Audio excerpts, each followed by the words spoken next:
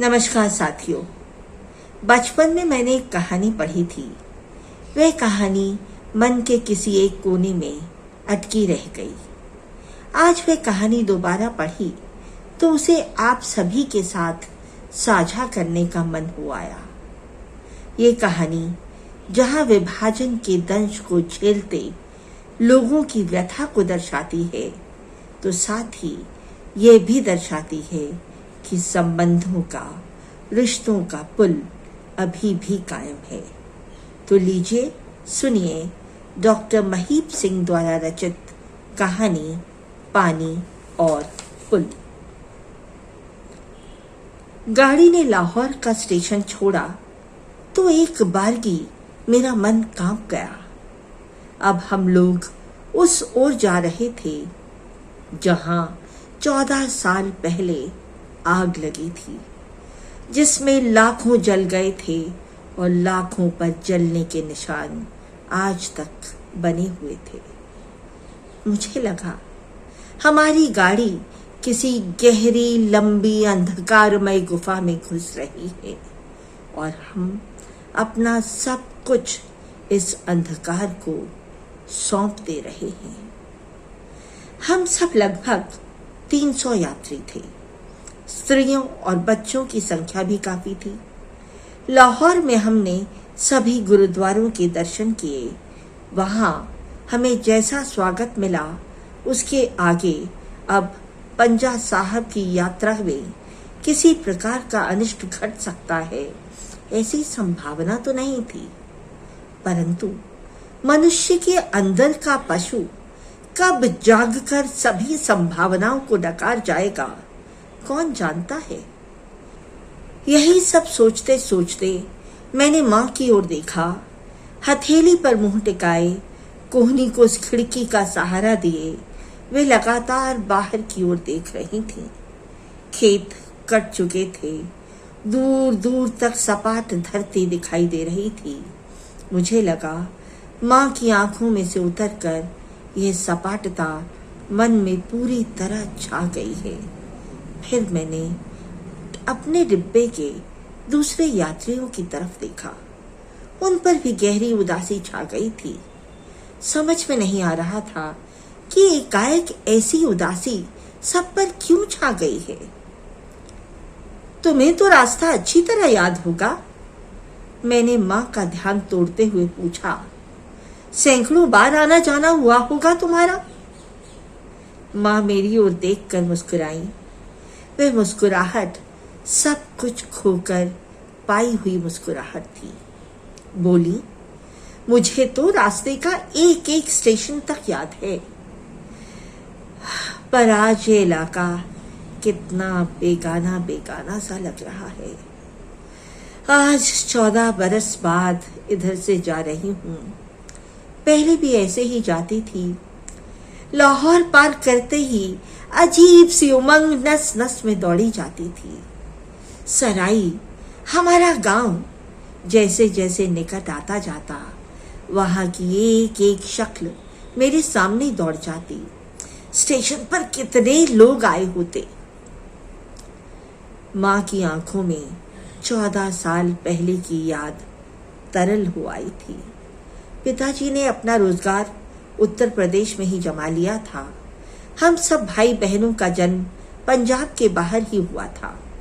मुझे याद आया कि पिताजी तो शायद साल में एक आध बार ही पंजाब आते हों, पर मां के 2-3 चक्कर जरूर लग जाते थे। हम में जो छोटा होता वह मां के साथ जाता, और जब से मुझे याद है मेरी छोटी बहन ही उनके साथ जाया करती थी। उन दिनों पंजाब का विभाजन घोषित हो चुका था। पंजाब की 5 नदियों का जल उन्माद की तीखी शराब बन चुका था। मां ने फिर पंजाब जाने का फैसला किया था। सभी ने ऐसे विरोध किया जैसे वे जलती आग में कूदने जा रही हों, और वह सचमुच आग में कूदने जैसा ही तो था। परंतु पिताजी सहित हम सब जानते थे कि मां को अपने निश्चय से डिगाना कोई आसान बात नहीं। उन्होंने सबकी बातों को हंसकर टाल दिया। 20-22 दिनों में वे वापस आ गईं। गांव के घर का बहुत सा सामान वे बुक करा आई थीं। अपने साथ वे अपना पुराना चरखा और दही मथने की मथनी ले आई थीं। फिर सारे पंजाब में आग लग गई। घर के घर, गांव के गांव और शहर के शहर उस आग में जलने लगे। आग रुकी तो लगा इधर तक सपाट फैली हुई जमीन अमृतसर और लाहौर के बीच से फट गई है और उस पार का फटा हुआ हिस्सा बीच में गहरी खाई छोड़कर न जाने कितना उधर खिसक गया है। हम सब भूल से गए कि उस गहरी खाई के उस पार हमारा अपना गांव था। पक्की सड़क के किनारे पीछे की ओर एक नहर थी और पास की झेलम नदी अलहड़ लड़की की तरह उछलती कूदती बहती थी। आज मैं माँ के साथ खाई पर राजकीय औपचारिकता के बांधे हुए पुल से गुजरकर उसी ओर जा रहा था जो कल कितना अपना था और आज कितना पराया है। मैं एक पुस्तक के पन्ने उलट रहा था। माँ ने पूछा, यह गाड़ी सराई स्टेशन पर रुकेगी? मैंने कुछ सोचा, फिर कहा, हाँ रुकेगी शायद, पर पहुंचेगी रात के 1-2 बजे। हम लोग गहरी नींद में सो रहे होंगे। स्टेशन कब आकर निकल जाएगा पता भी नहीं चलेगा। और अब अपना रखा ही क्या है वहां? माँ के चेहरे पर खिसियाहट सी दौड़ गई।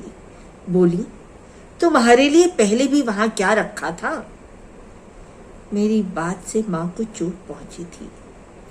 बिना और कुछ बोले मैं सिर झुकाकर अपनी पुस्तक के पन्नों में उलझ गया। धीरे धीरे अंधेरा छाने लगा।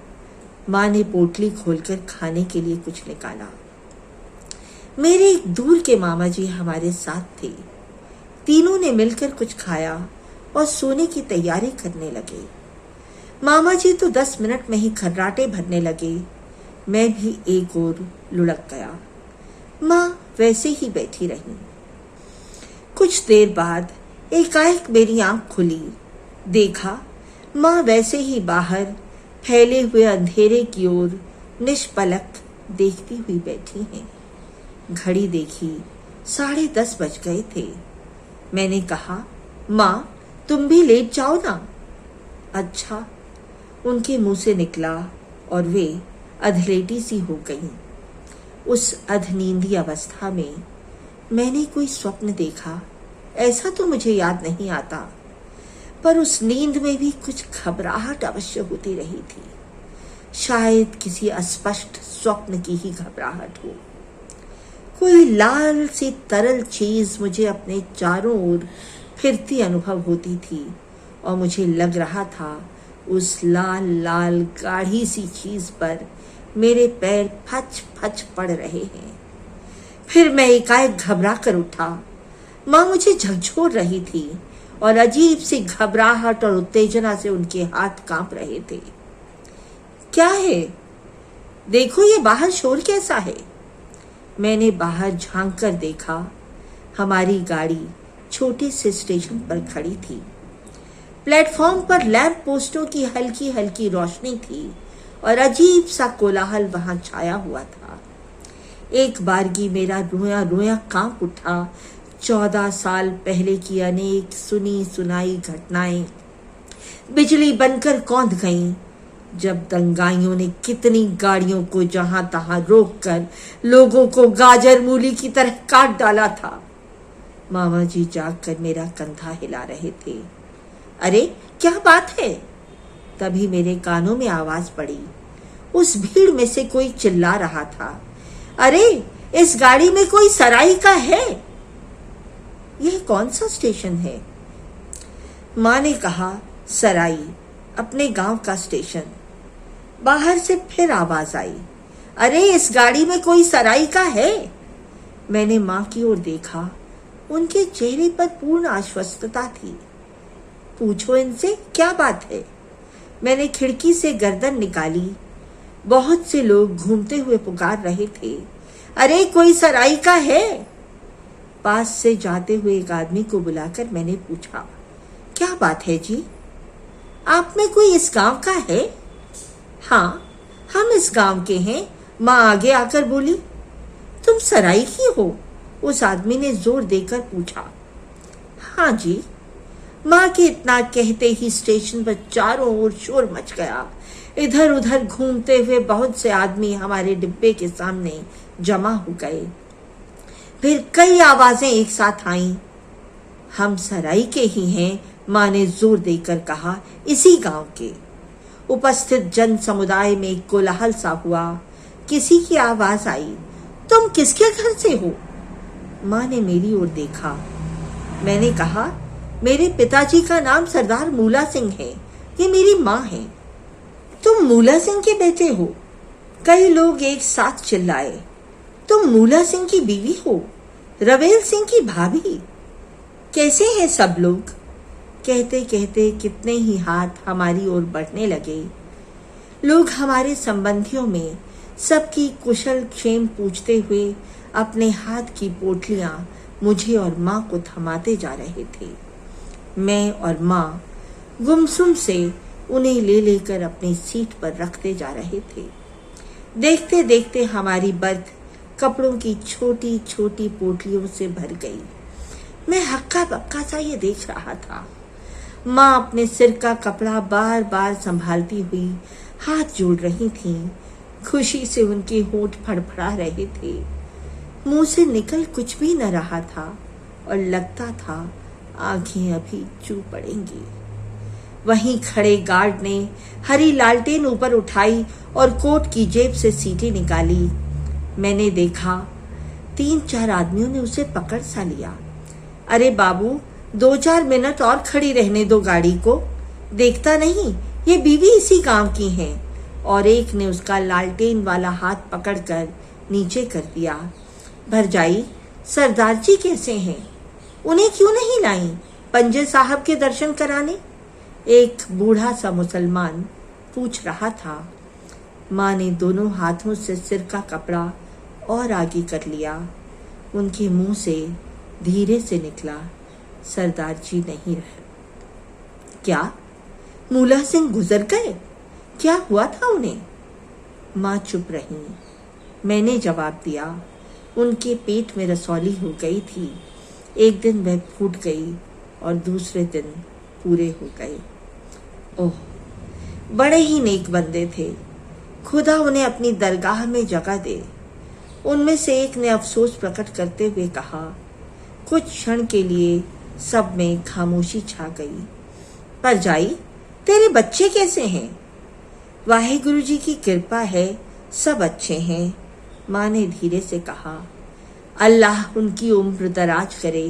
एक आवाज आई, भरजाई तुम अपने बच्चों को लेकर यहाँ आ जाओ, किसी एक ने कहा और कितनों ने दोहराया, भरजाई तुम लोग वापस आ जाओ, वापस आ जाओ। प्लेटफॉर्म पर खड़ी कितनी आवाजें कह रही थीं, वापस आ जाओ, वापस आ जाओ। मैंने सुना मेरे पीछे खड़े मामा जी कुड़ते हुए कह रहे थे, बदमाश कहीं के, पहले तो मार मार कर यहाँ से निकाल दिया, अब कहते हैं वापस आ जाओ, लुच्चे। पर प्लेटफॉर्म पर खड़े लोगों ने उनकी कोई बात नहीं सुनी। वे कहे जा रहे थे, भरजाई तुम अपने बच्चों को लेकर वापस आ जाओ। बोलो भरजाई, कब आओगी? बोलो, अपना गांव तो तुम्हें याद आता है, भरजाई वापस आ जाओ। माँ के मुंह से कुछ नहीं निकल रहा था। वे सिर का कपड़ा संभाले हुए हाथ जोड़े जा रही थीं। दूर खड़ा गार्ड हरी लालटेन दिखाता हुआ सीटी बजा रहा था। इंजन ने सीटी दी, गाड़ी फक फक करती हुई चल दी। भीड़ की भीड़ हमारे डिब्बे के साथ चल दी। अच्छा भरजाई सलाम, अच्छा बेटे सलाम, रवेल सिंह को मेरा सलाम देना, सबको हमारा सलाम देना। माँ के हाथ जुड़े हुए थे और मुंह से गदगद स्वर में धीरे धीरे कुछ निकल रहा था। धीरे धीरे गाड़ी कुछ तेज हो गई। हम दोनों खिड़की से सिर निकाले हाथ जोड़े रहे। भीड़ के लोग वहीं खड़े हाथ ऊपर उठाए चिल्लाते रहे। गाड़ी स्टेशन के बाहर निकल आई तो मैंने बर्थ से पोटलियां हटाकर एक ओर की और माँ से कुछ कहने के लिए उनकी ओर देखा। माँ की आंखों से आंसुओं की अविरल धार बह रही थी, बहे जा रही थी। वे बार बार दुपट्टे से आंखें पूछे जा रही थीं, पर टूटे हुए बांध का पानी बहता ही जा रहा था।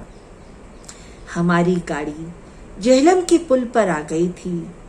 रात्रि की उस नीरवता में खडर खडर खडर की आवाज आ रही थी।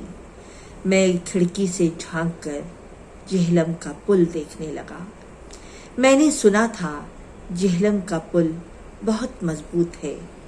पत्थर और लोहे के बने उस मजबूत पुल को अंधेरे में मैं देख रहा था। मेरी दृष्टि और नीचे की ओर जा रही थी। वहां घुप अंधेरा था, पर मैं जानता था वहां पानी है। झेलम नदी का कल कल करता हुआ स्वच्छ और निर्मल पानी, जो उस पत्थर और लोहे के बने हुए पुल के नीचे से बह रहा था। नमस्कार।